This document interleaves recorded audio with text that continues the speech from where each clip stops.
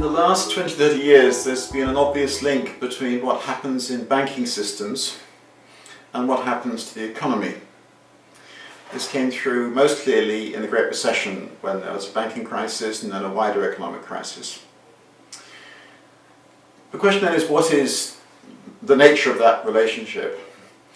And in my view, the key thing is the bank deposits that the banks owe to us.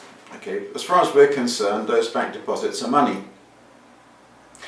And what a large body of economic theory argued was that there was a link between the quantity of money and the price level, and actually between the quantity of money and how much we spend and how much we receive in incomes. That is the quantity theory of money. Now, in my view, that theory is correct. And much of what's gone wrong in the last 20-30 years is that this theory has been neglected. So the aim of the Institute is to restore interest in the quantity theory of money. Of course, I don't want to be dogmatic. Perhaps other people have got different views about how banks affect economies. But in my view, that is a very important area of research, and I want the Institute to take an interest in it. All sorts of ways we can do that, but that's the main aim of the Institute.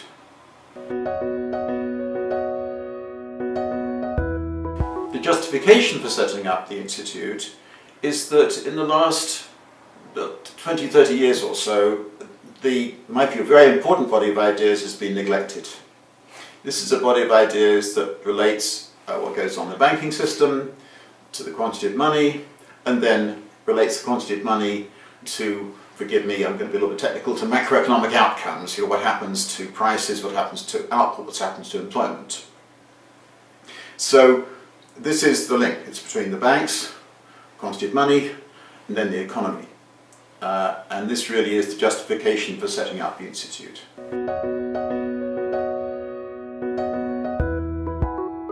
There are a number of areas where we can, I think, contribute and get the messages over.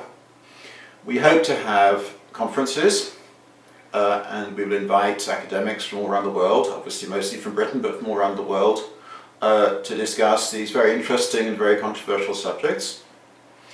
We will have research papers, and that's still in the course of being developed at the moment, but the Institute staff and outside contributors are welcome to write research papers. There is a website that already exists, and it sets out some of the key facts, which the key ideas also that the Institute wants to develop.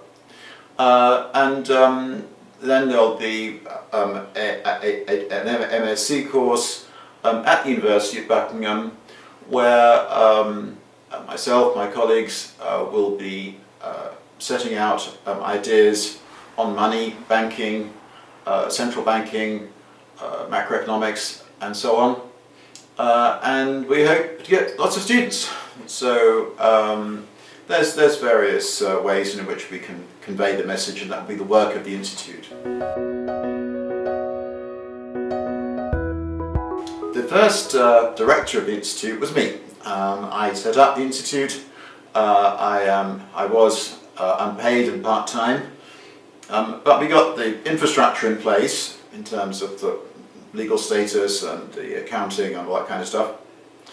The first full-time paid director of the Institute is Dr. Juan Castaneda from Spain, and we work together, and I look forward to working together more with Juan in the future. I've become the chairman of the Institute. Juan will be one of the teachers on the MSc course. He will also be organising our conferences. He will be involved to some extent in the work on the website, although at the moment I'm very much responsible for that. And over time there will be research papers, I hope books, that will be some of the work produced by the Institute.